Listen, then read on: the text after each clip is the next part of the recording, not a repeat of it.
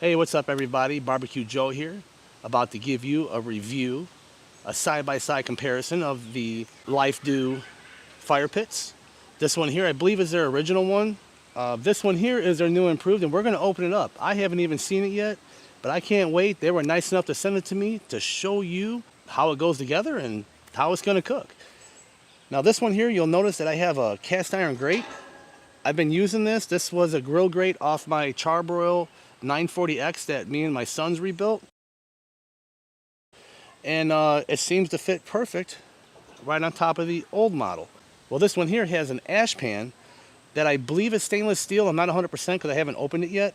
I'm going to assume it's a much better design. This one here worked out great for us and when we used it because it's nice, it's portable. You can take it apart real easy. But like I said, I'll link the video if you guys want to check that one out. And so yeah, we're going to do some pork chops, boneless pork chops, and hamburgers on each one, just to do a little comparison. All right, let's go ahead and get this thing opened up. Now, LifeDoo is a company out of Australia.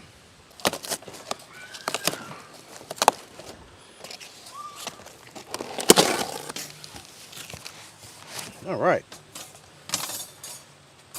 So it looks like we have the charcoal grate, or your wood grate here. Here would be your cooking rack.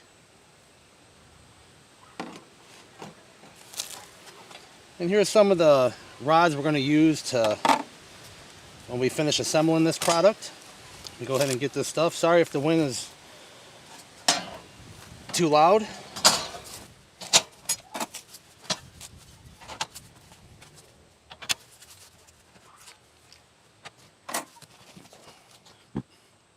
All right, let's go ahead and get this baby assembled.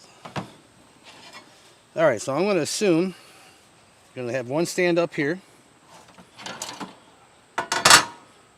And we're going to take this side here. Let's see here. I guess you could do different layers. Okay. Yeah, that's pretty easy. So all you want to do is just slip it in these notches that you'll see here and here. So I guess it's adjustable, because you can put it in one or two slots. Let's see which one I want to like it better. I'm going to want it wider. So we'll put them in this set of slots. Here, let me go this way for you guys. Maybe it'll be a little bit easier for everybody to see. So let's go with the wider slots. Slip that in there. Then we're going to take this side here, slip it in the same slots. Well, got to get in the same slots here. Okay, and you just push down. That locks it in. All right, let's go ahead and get this other side set up. So we're going to the top slots there. We'll slip it in there, and we'll come over here and slip it in here.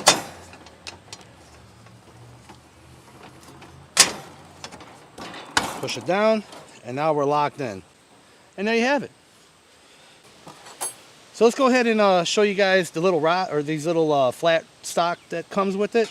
And this here is just simply set into place like so inside these little slots here that you can see me put them in.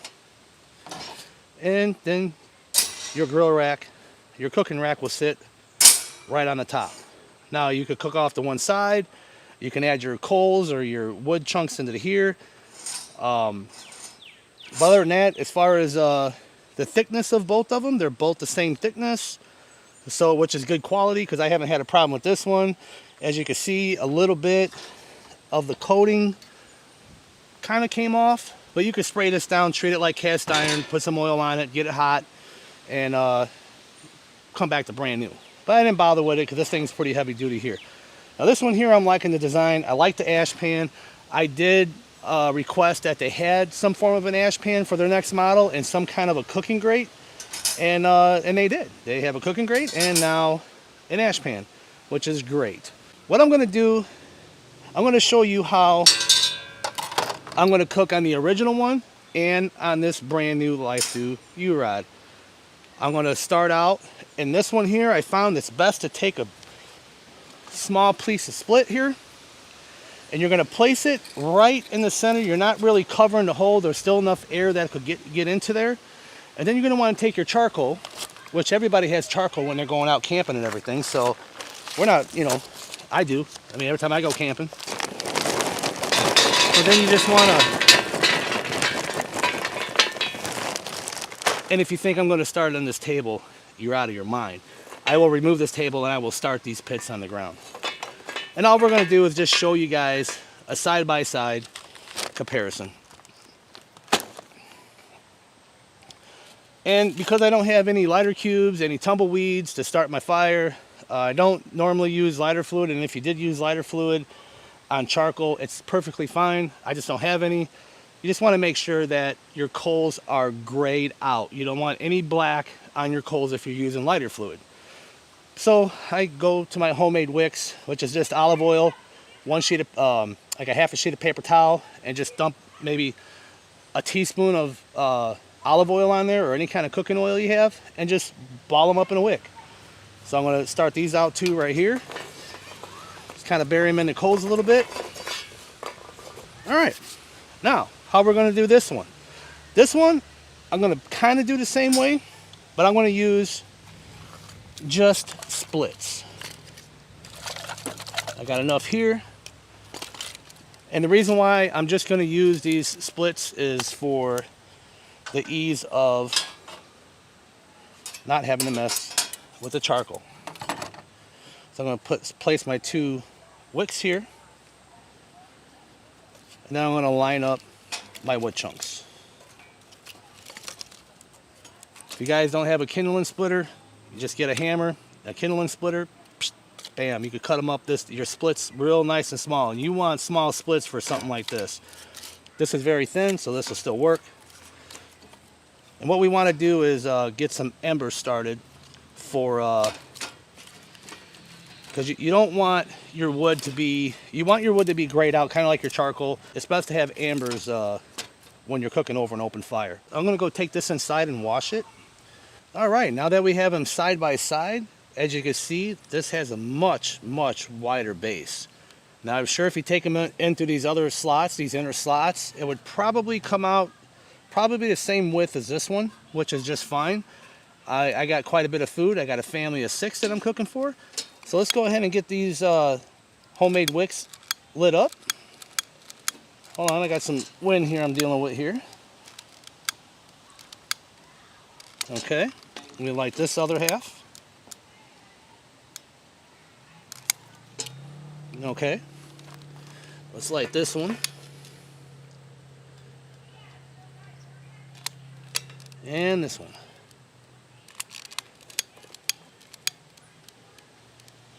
And here we go.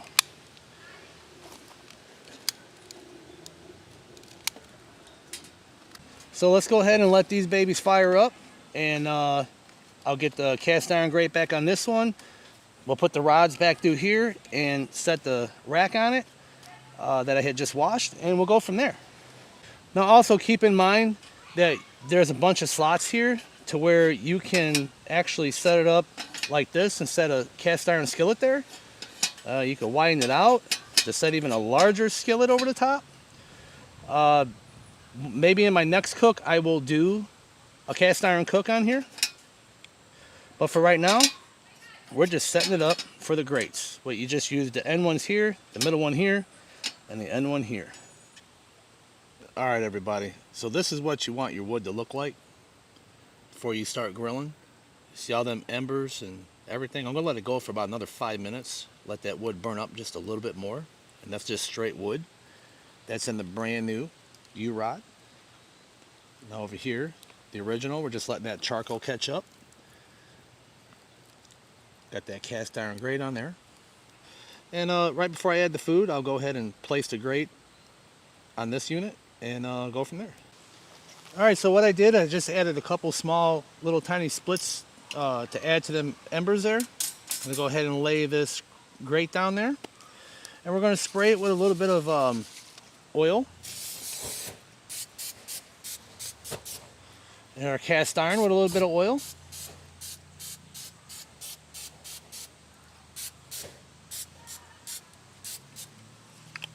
Okay. Give me a few minutes. I'll grab all the seasoned pork chops and the burgers, and we'll get this cook on the road. And stay tuned, because I found out that 2 of these charbroil 940X cast iron grates, you could fit 2 of them perfectly on this grill here and get double the cooking capacity. Also, I like to mention that you don't have to use this just for cooking. You can use these, or especially this one, just for your campfire. All right. So what I decided to do, we're going to do the burgers on this one with the Uncle Steve shake, and we're going to do the pork chops on the original LifeDoo pit with the Dinks rubs.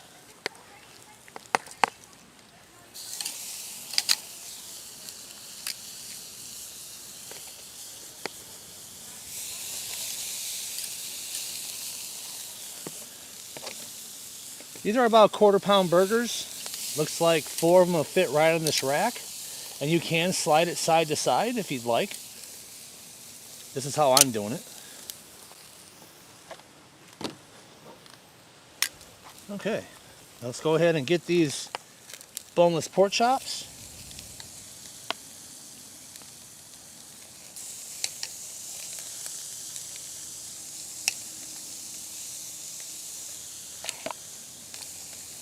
These are thin cut pork chops.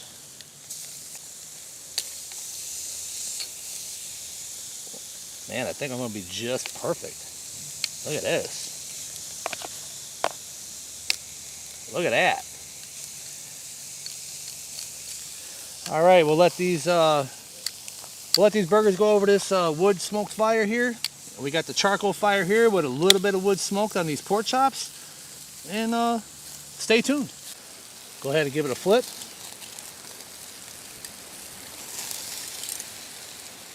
All right.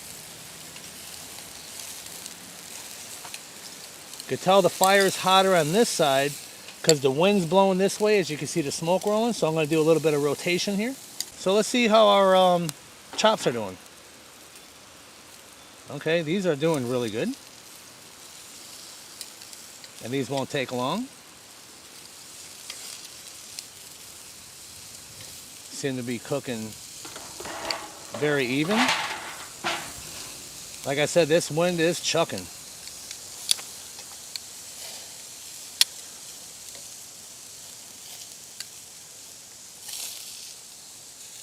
But as you can see, the grill marks, they're much more attractive on this grill.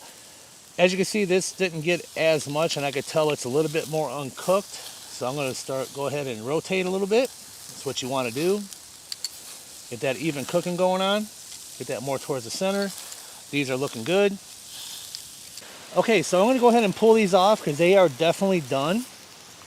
Just going to grab my aluminum foil pan. Look at that.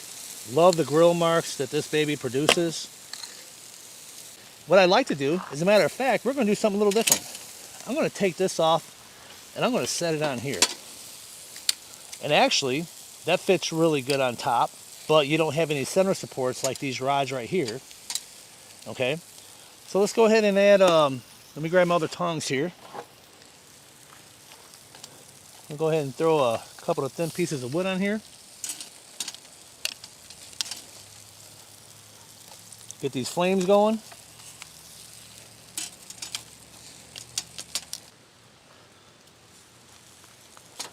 Just to give you guys an idea, if you have cast iron grates and you want to give it a shot,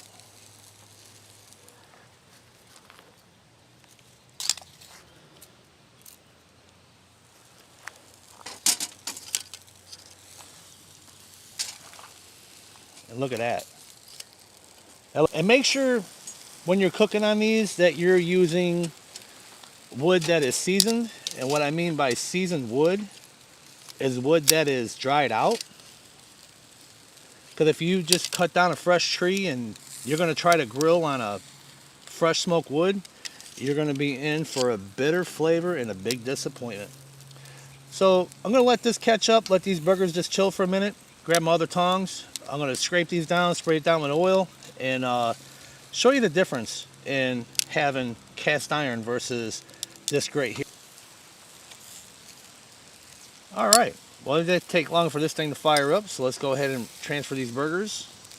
I'm going to put them right over to direct flame.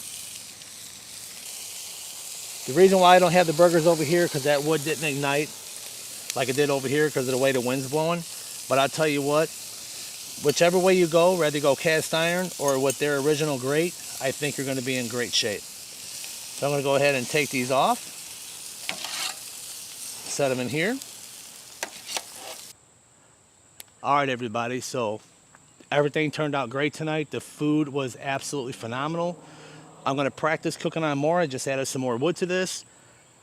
And I do got to say, their upgraded design of the Urod it's actually really nice. Please like, comment, subscribe, and have a great day.